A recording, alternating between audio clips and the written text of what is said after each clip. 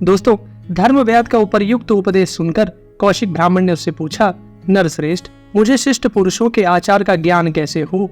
तुम ही मुझे शिष्टों के व्यवहार का यथार्थ रीति से वर्णन करो।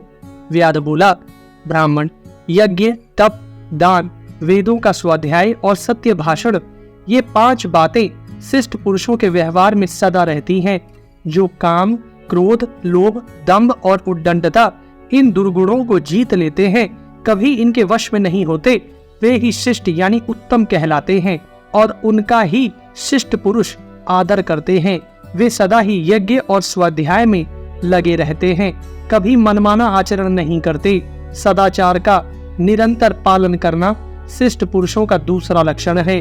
शिष्टाचारी पुरुषों में गुरु की सेवा, क्रोध का अभाव, सत्य भाषण और दान, ये 4 सद्गुण अवश्य होते हैं।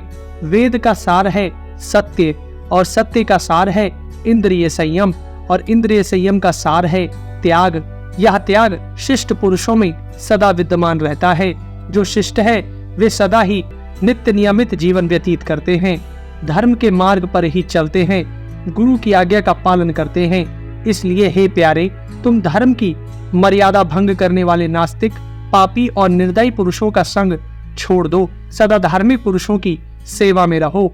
यह शरीर एक नदी है, 5 इंद्रियां इसमें जल हैं, काम और लोभ रूपी मगर इसके भीतर पड़े हैं। जन्म मरण के दुर्गम प्रवेश में यह नदी बह रही है। तुम धैर्य की नाव पर बैठो और इसके दुर्गम स्थानों, जन्म आदि क्लेशों को पार कर जाओ। जैसे कोई भी रंग सफेद कपड़े पर ही अच्छी तरह खिलता है, उसी प्रकार शिष्टाचार का पालन करने वाले पुरुष में ही क्रमशः संचित किया हुआ कर्म और ज्ञान रूप महान धर्म भली भांति प्रकाशित होता है। अहिंसा और सत्य, इनसे ही संपूर्ण जीवों का कल्याण होता है।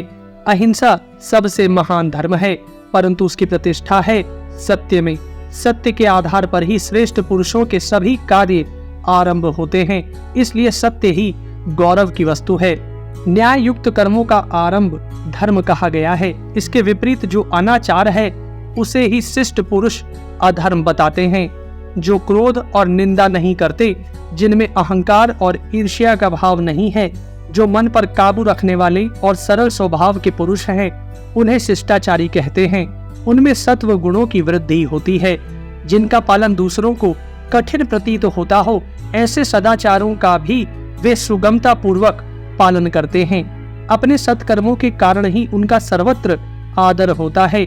उनके हाथ से कभी हिंसा आदि घोर कर्म नहीं होते। सदाचार पुराने जमाने से चला आ रहा है, यह सनातन धर्म है, इसको कोई मिटा नहीं सकता। सबसे प्रधान धर्म तो वह है जिसका वेद प्रतिपादन करते हैं। दूसरा वह है जिसका वर्णन धर्म शास्त्रों में हुआ है। तीसरा धर्म है शिष्ट संत पुरुषों का आचरण। इस प्रकार ये धर्म के 3 लक्षण हैं। विद्याओं में पारंगत होना, तीर्थों में स्नान करना तथा क्षमा, सत्य, कोमलता और पवित्रता आदि सद्गुणों का संचय शिष्ट पुरुषों के ही आचार में देखा जाता है। जो सब पर दया करते हैं, किसी का जी नहीं दुखाते, कभी कठोर वचन नहीं बोलते, वे ही संत या शिष्ट पुरुष हैं।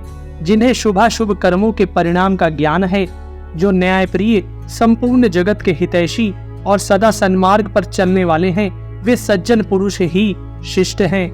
उनका दान करने का स्वभाव होता है।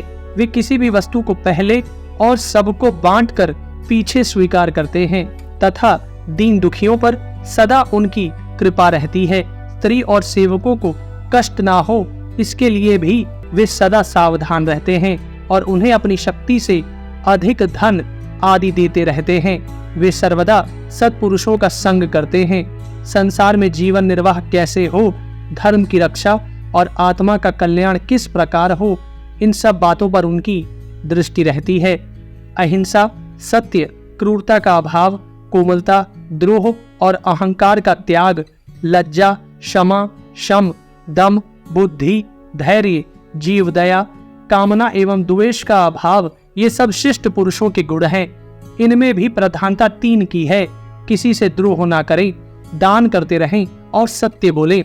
शांति, संतोष और मीठे वचन, ये भी शिष्ट पुरुषों के गुण हैं। इस प्रकार शिष्टों के आचार व्यवहार का पालन करने वाले मनुष्य महान भय से मुक्त हो जाते हैं। हे ब्राह्मण, इस प्रकार जैसे मैंने सुना और जाना है उसके अनुसार शिष्टों के आचार का तुमसे वर्णन किया है।